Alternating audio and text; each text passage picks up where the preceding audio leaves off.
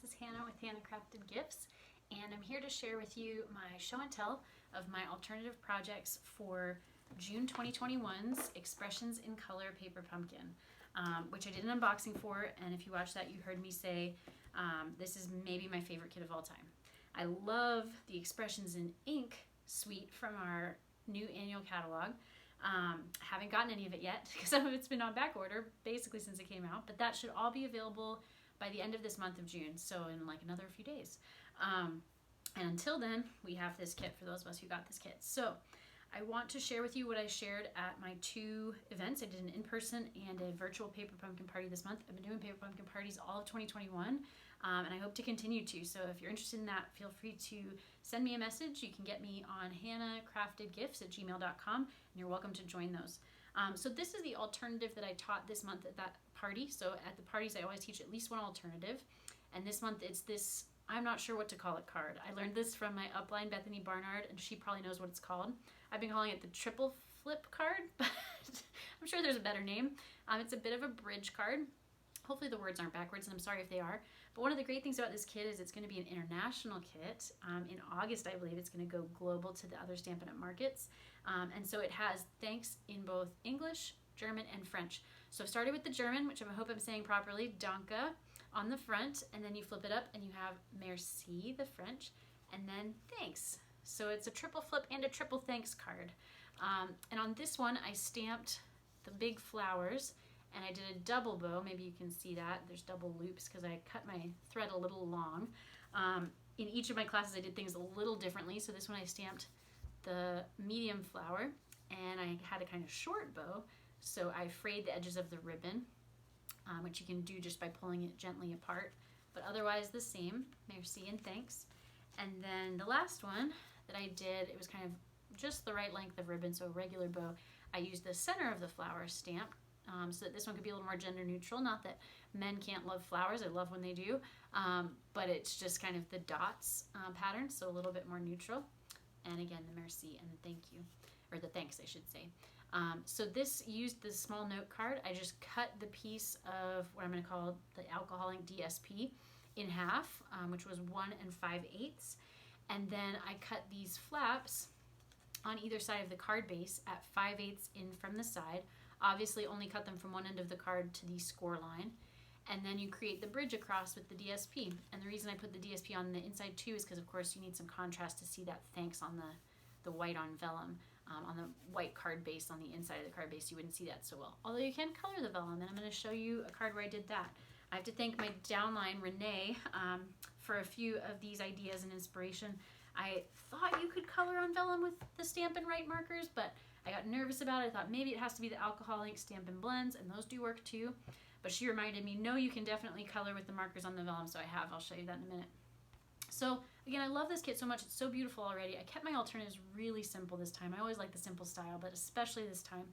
And I wanted to make the most of the supplies. So I cut the card base for the purple and pink, or fresh freesia and polished pink card, in half, right down the center, so that I had the alcohol ink side, which is my favorite. It's my favorite piece of the whole kit. And for that, I just added the polished pink leaves.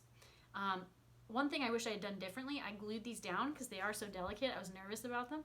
But I wish I had left them, maybe just glued in the center, so that they would kind of pop off the card and give some more dimension and variation.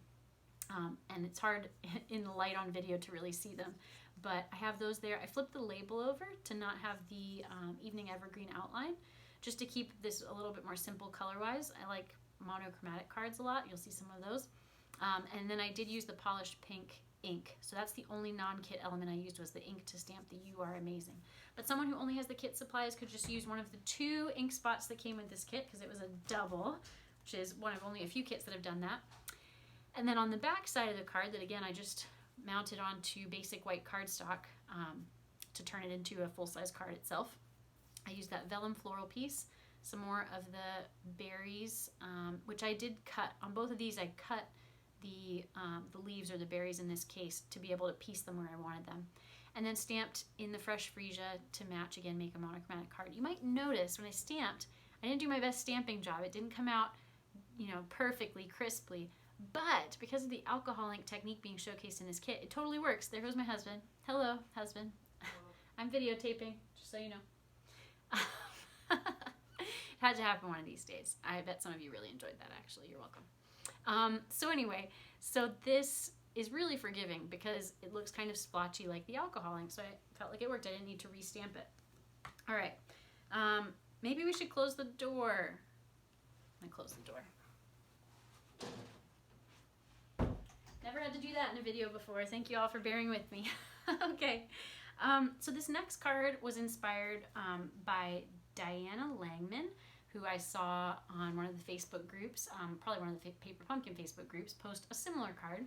And then again, my downline Renee made her version of that card. And then I made my version of that card. So these are arrow cards, which you may have seen. They seem to be a popular trend right now. Mine looks a little bit more like a diamond because when I cut off these two side pieces to make this arrow, instead of placing them on just kind of partially, like a lot of people do like this, to kind of emphasize the point of the arrow, I put them on so that they do still go to the corners of the card.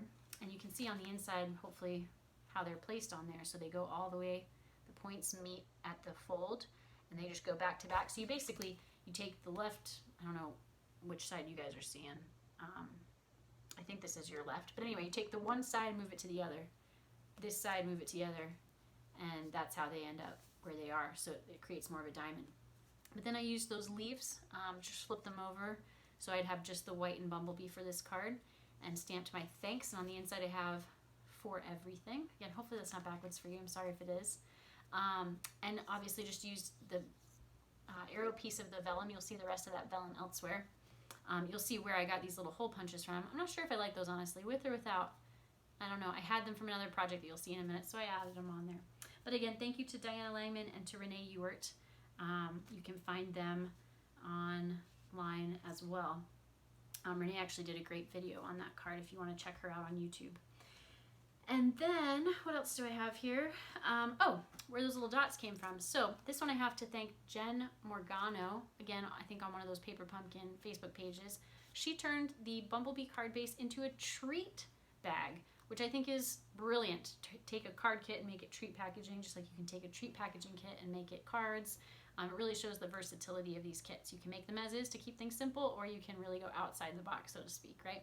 Which is, I think, a fun challenge. So the light's kind of blowing it out, but hopefully you can see I used the sending hug sentiment. So I used one of each sentiment, basically. And these little punch outs are from where I hole punched to put my ribbon through. Now I did use the white ribbon, or I should say thread, baker's twine. But you could, of course, again, you or your customers or your friends could use the evening evergreen that came in the kit for that thread.